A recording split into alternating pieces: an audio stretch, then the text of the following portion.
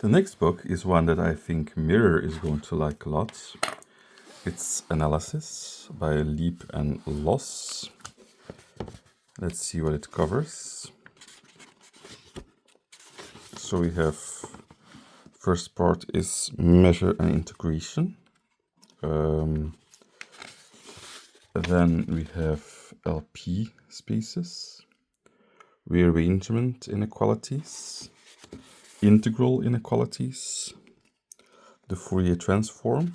Then you have distributions, the Sobolev spaces H1 and H1 half, Sobolev inequalities, potential theory and Coulomb energies, regularity and solutions of Poisson's equation, introduction to the calculus of variations, and then finally more on eigenvalues. So yeah, it's quite a hard analysis book in the sense it's hard analysis. And yeah, I think you can see it. It's quite well done. I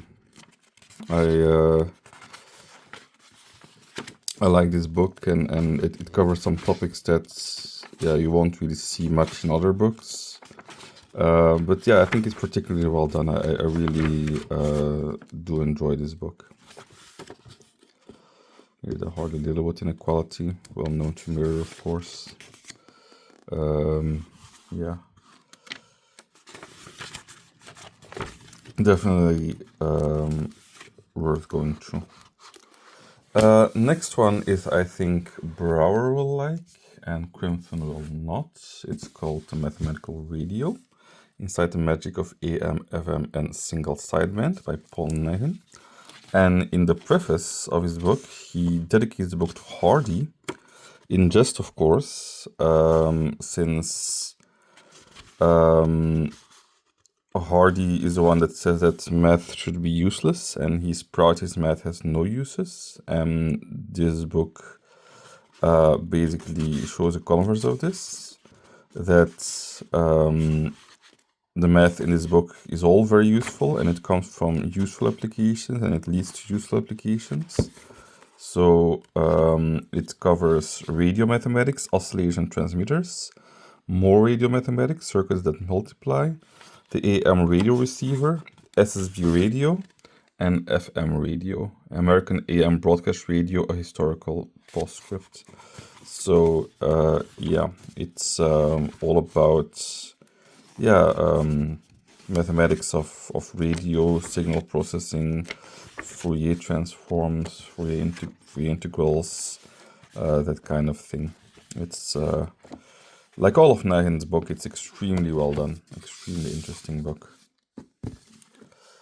Then we have a book that Martin and Tulip are working on. It's Topoi, the categorical analysis of logic. A very good book on topos theory, one of my favorite books in category theory. So mathematics is set theory, question mark. The answer is no. What categories are? Arrows instead of epsilon, introducing topoi, topos structure first step, logic classically conceived, algebra of subobjects, intuitionism and its logic. Then we have set functors, set concepts and validity, elementary truth, categorical set theory, local truth, adjointness and quantifiers, and logical geometry. Very, very good book. And it tries to do logic and all of set theory categorically. So instead of one set theory, you have multiple kinds of foundations.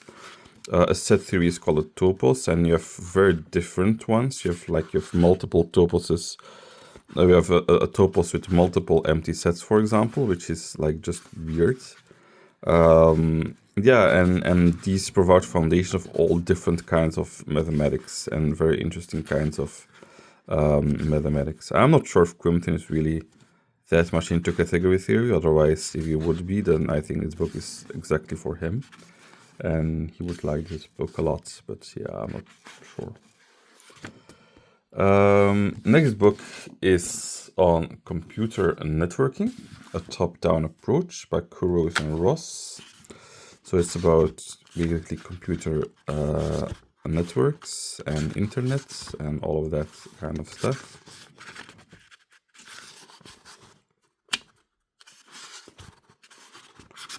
So first we have computer networks and the internet. That's chapter 1. Chapter 2 is application layer. Then we have transport layer, the network layer data plane, the network layer control plane, the link layer and LANs, wireless and mobile networks, and security in computer networks. So yeah, it's a book on computer networks and basically everything to do with it, well, how the internet is built and so on.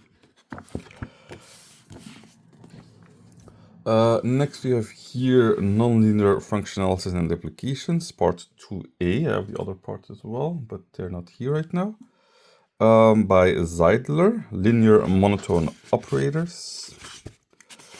So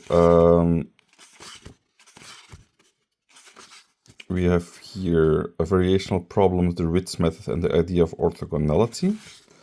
The Galerkin method for differential integration equations, the Friedrichs extension, the idea of self-adjointness, difference methods and stability, and then auxiliary tools and the convergence of Galerkin method for linear operator equations, Hilbert space method and linear elliptic differential equations, and then finally Hilbert space method and linear parabolic differential equations, and then finally linear hyperbolic differential equations.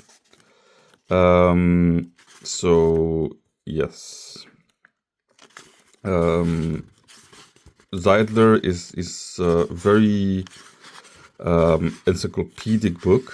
I think it's very readable too. So, but it really the books, there are 5 books of them, I think, are all they basically have all of nonlinear function analysis that you really care about. Yeah, more than I care about for sure. So yeah, definitely good. Next we have this book by Kenneth Lange, Optimization.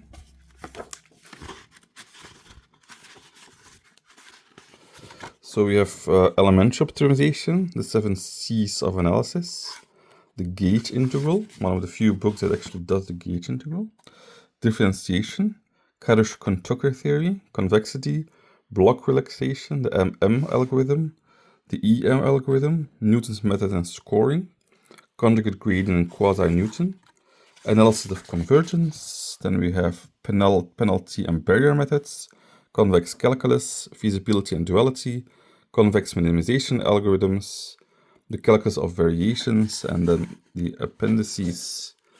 So yeah, a book on optimization and exactly how we find things that are maximal, how do you maximize things. Very mathematical books, but not too rigorous to be useless. So yeah, definitely some, yeah, good book. Is it my favorite book on optimization? Probably not, but I think it's still pretty good. Yes, some other very interesting books too relating to statistics. So this is very geared towards statisticians and statistics, but as you see, distributions, probability, they all enter in here. So that's what the book is about. Next we have Applied Function Analysis, Main Principles and Their Applications by Eberhard Zeidler, the same guy as a book before.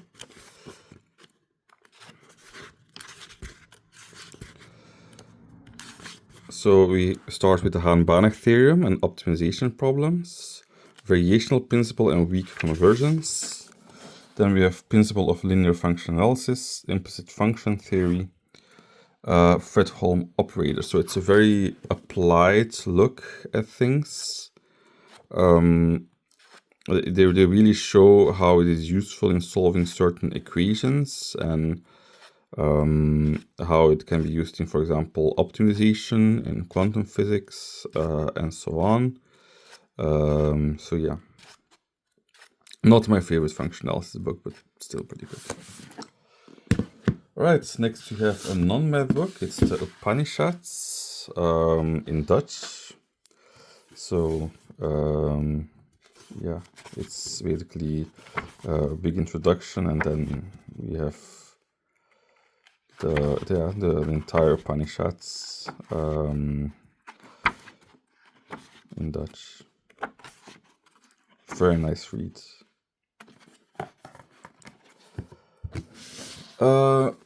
Then we have here function and generalized function transformations by Zayat. So it covers special functions, then it covers generalized functions, function transformations, the Laplace transform, the two-sided Laplace transform, then it has the Borel transform, the Stieltjes transform, the Lambert transform, the Mellin transform, the Finitz-Mellin transform, Fourier transform, the Hartley transform, the Hilbert transform, the Boas transform, the Metag-Lefferts transform, convolution transform, the Weierstrass transform, the Abel transform, the Riemann-Liouville and Weyl fractional integrals, the Hankel and Henkel type transforms, the Hardy transform, the K-Meyer transform, the Kontorovich-Lebedev transform, the Miller-Fock transform, the Sturm-Liouville type transforms, miscellaneous transforms, the Bargmann transforms, the Zak transform, the Gabor transform, the ambiguity transformation and the Wigner distribution, the wavelet transforms, the Radon transforms, and then the sequence transformation. So yeah, a lot of transformations. A lot of transformations and basically the math behind it. Yeah, it's pretty condensed math. It's not proven in depth or anything. Though there are some proofs here. It's basically how to use these in practice. Then we have a quantum mechanics book by Galindo Pascual, Quantum Mechanics 1. Pretty rigorous book. I mean, mathematically rigorous. So we start with the physical basis, the postulates, the wave function, the one-dimensional problems, angular momentum, two-particle systems, central potentials, symmetry transformations, and then appendices. There's also a second part of the book. And yeah, that covers more. This is really mathematically rigorous. It covers things with function analysis, with rigged Hilbert spaces, with spectral families. So it really is mathematically how it should be. The biggest problem with this book is that it has no problems. So yeah, I'm not sure. I mean, it's good reading, of course, if you're interested in mathematics of physics. But yeah. Next we have here Naifeh-Brussel, Electricity and Magnetism. So it's an electromagnetism book. So vector analysis, first part, electrostatics, electrostatic boundary value problems. Then we have formal theory of dielectric electrostatics, macroscopic theory of electrostatics, electrostatic energy, steady currents, magnetism of steady currents, formal theory of magnetism and matter, induction, magnetic energy, circuits with non-steady currents, Maxwell's equation, radiation, electromagnetic boundary value problems, then the special theory of relativity all the way in the end. Sad. So yeah, it's just the usual electromagnetism book, usual arrangement. Very interesting, very good problems, if you can say that about electromagnetism. So yeah, would not recommend this one, even though it's okay. And then finally we have here a book on partial differential equations, basic theory, by Michael Taylor. So it's a very rigorous view of partial differential equations. So we start with the basic theory of ODE and vector fields, the Laplace equation, the wave equation. Then we have Fourier analysis distributions and constant linear PDEs, Sobolev spaces, linear elliptic equations, linear evolution equations, and then appendices on function analysis and manifolds. And then there are volumes 2 and 3 as well. So pretty rigorous books, uses differential geometry, uses function analysis, yeah, very much a great type book, and something that you'll be very advanced to really appreciate.